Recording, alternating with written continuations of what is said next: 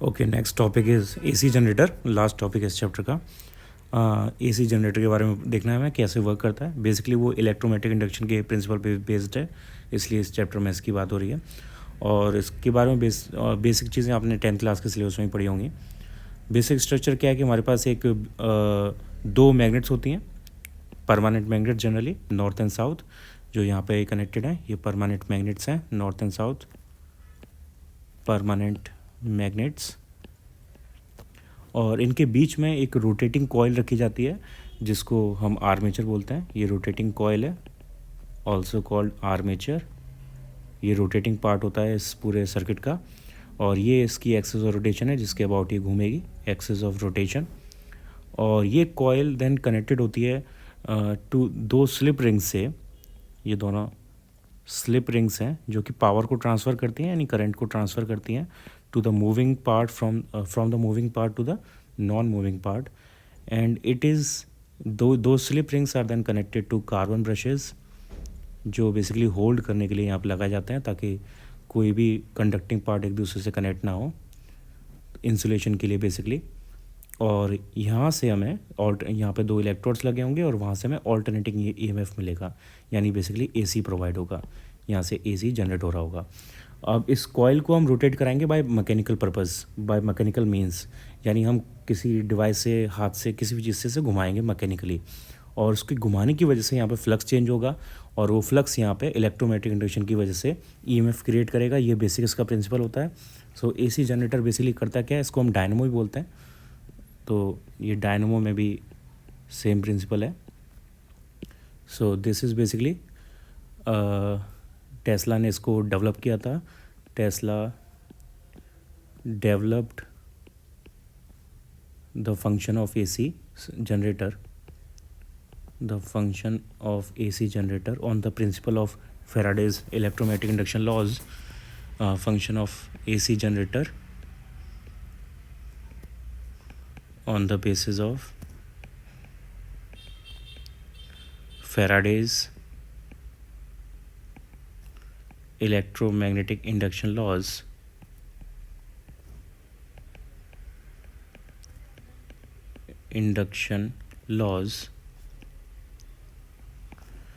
This device basically converts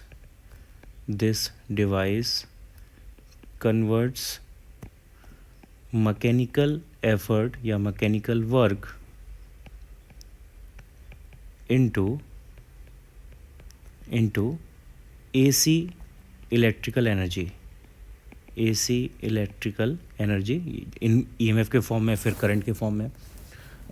सो इसको points में ऐसे डिस्कस कर लेते हैं। फर्स्ट पॉइंट ये हो गया। Second point, it is based on the fact, based on the principle of inducing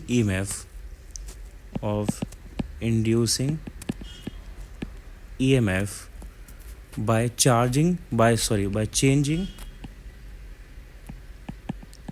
by changing loops orientation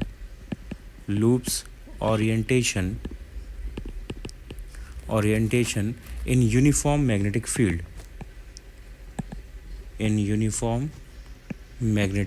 field, so basically होता क्या है, हमें इलेक्ट्रोमैग्नेटिक इंडक्शन के लिए फ्लक्स चेंज करना होता है, और फ्लक्स का फॉर्मूला होता है मैग्नेटिक फील्ड इनटू एरिया का डॉट प्रोडक्ट, यानी flux equals to BA cos theta. तो या तो हम फ्लक्स चेंज कर सकते हैं मैग्नेटिक फील्ड को चेंज करके, या एरिया को चेंज करके, या ऑल्सो थीटा को चेंज करके। अब इस सिनेरियो में मैग्नेटिक फील्ड जो है वो परमानेंट मैग्नेट से आ रहा है तो वो फिक्स है, और जो कॉइल हमने लिया है उसका एरिया भी फिक्स है, हमने जो उसका शेप है वो बना दिया है। तो मैग्नेटिक फील्ड यहाँ पर चेंज नहीं हो सकता और एरिया यहाँ पर चेंज नहीं हो सकता। तो हम क्या कर रहे हैं, इसको घुमाने की वजह से जो एंगल है एरिया वेक्टर और मैग्नेटिक फील्ड के बीच का, उसको चेंज कर रहे हैं, यानी हम यहाँ पे थीटा को चेंज कर रहे हैं, और थीटा को चेंज करने की वजह से फ्लक्स चेंज हो रहा है, और उस फ्लक्स के चेंज होने की वजह से according to Faraday's law EMF produce हो रहा है, इंड्यूस हो रहा है। तो वो इसका बेसिक प्रिंसिपल है। थर्ड पॉइंट,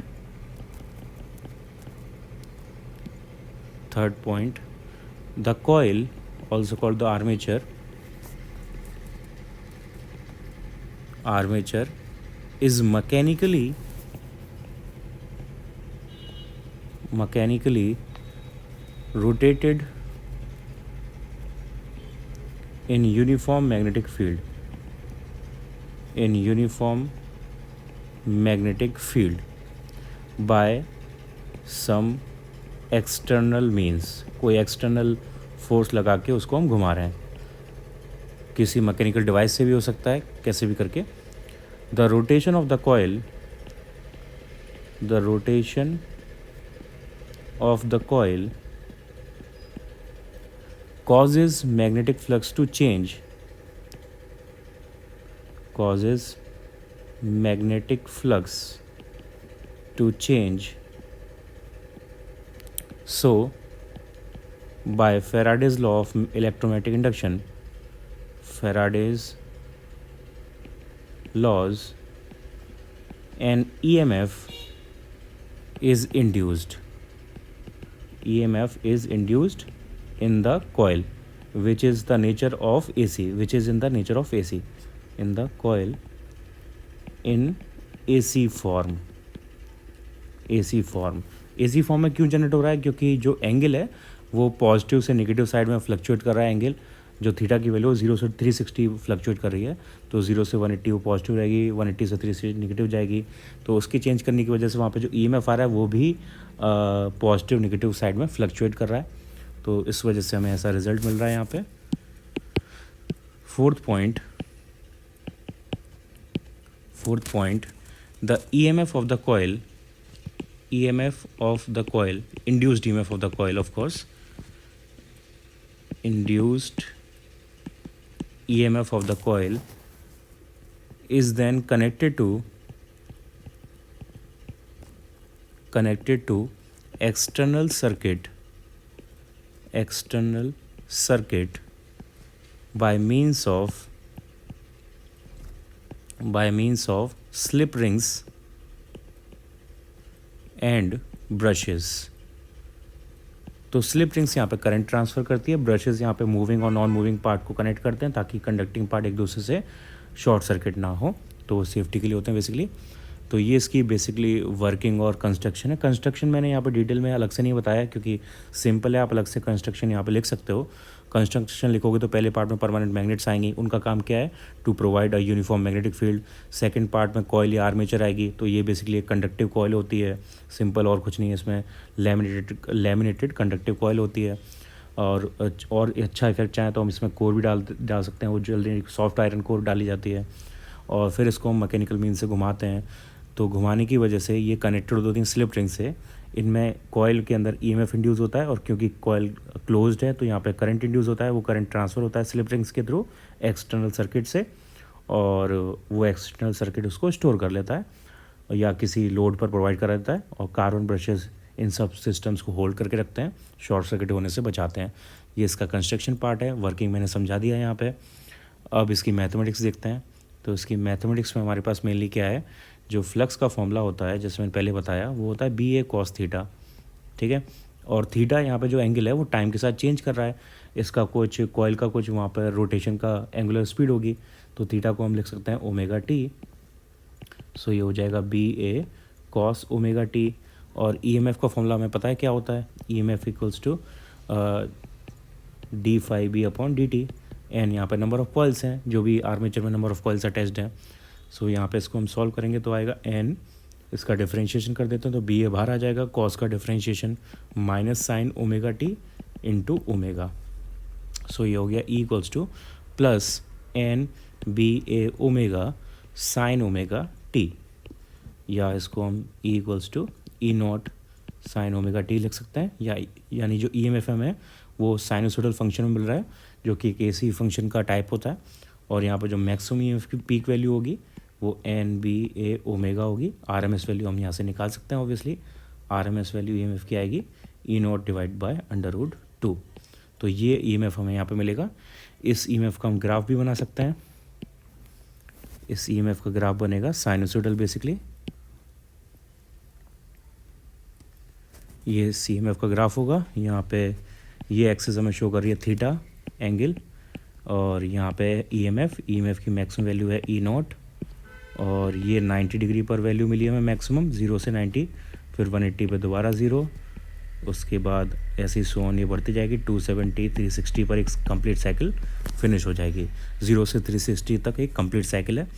ये ये हाफ टाइम है और ये complete time of period of the cycle.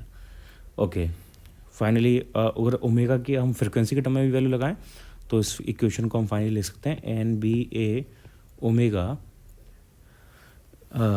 Omega की value 2 pi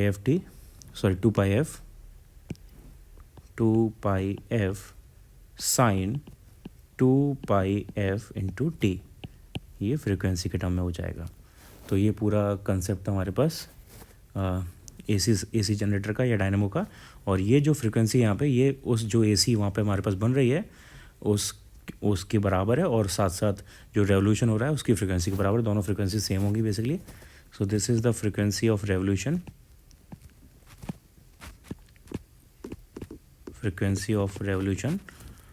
of armature also equals to the frequency of AC produced। तो ये उसकी फ्रिक्वेंसी है।